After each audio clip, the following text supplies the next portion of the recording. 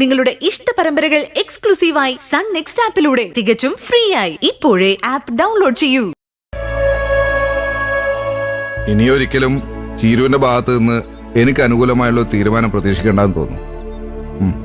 ഇത് ലാസ്റ്റാ. അമ്മയും മാമനെയും ഇനി ഇക്കാര്യത്തിൽ ഞാൻ ബുദ്ധിമുട്ടിക്കില്ല. പക്ഷേ ഇനി നിനക്ക് വേണ്ടി ഞങ്ങൾ കുറച്ച് ബുദ്ധിമുട്ടാൻ തന്നെയാ തീരുമാനം. ഈ വരവോടെ ഞങ്ങൾക്കും ആ വീട്ടിലൊരു ഗ്രിപ്പായി. ഇനി അതേ പിടിച്ച് ഞങ്ങൾ കേറിക്കോളാം, അല്ല ലതികേ? അതെ, എനിക്ക് എന്റെ പേരക്കുട്ടികളെ കണ്ട് കൊതി തീർന്നില്ല. ഞങ്ങള് താമസിയാതെ അനന്തമാഷുള്ളപ്പോ ഒന്നുകൂടി പഞ്ചരത്നത്തിൽ പോവും. ചീരുവിന്റെ പ്രസവത്തിന് മുന്നേ ആർച്ചമോളെയും ഭദ്രമോളെയും നോക്കാനുള്ള അനുവാദം ഞങ്ങൾ വാങ്ങിച്ചിരിക്കും വിനയ. ആണോ മാമ? അമ്മയും മാമനും മനസ്സ് വെച്ചാ അതിന് സാധിക്കോ?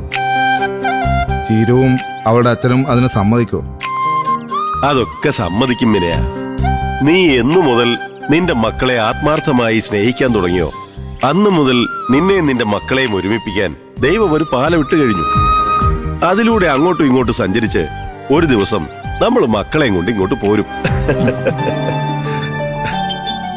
ഈ മാമന്റെ ഓരോ സങ്കല്പം വെറുതെ ഇങ്ങനെ ഓരോന്ന് പറഞ്ഞ് മനുഷ്യനെ മോഹിപ്പിക്കല്ലേ മാമ? കുന്നോളം കൊതിച്ചാലേ ചിലർക്ക് കുന്നിക്കുരുവോളമെങ്കിലും കിട്ടുന്നല്ലേ? നമുക്ക് ഒരുമിച്ച് അങ്ങ് ആഗ്രഹിക്കാം വിനയ. അതിനൊരു ഫലം കിട്ടാതിരിക്കില്ല.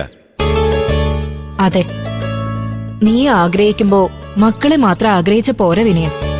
ചീരുവിനെയും മക്കളെയും ഒരുമിച്ച് നമ്മുടെ വീട്ടിലേക്ക് കൊണ്ടുവരുന്നതിനെ കുറിച്ച് വേണം ആഗ്രഹിക്കാൻ. ദൈവം സഹായിച്ചത് നടക്കുക തന്നെ ചെയ്യും. അമ്മയുടെയും മാമന്റെയും നാവ് പൊന്നാവട്ടെ.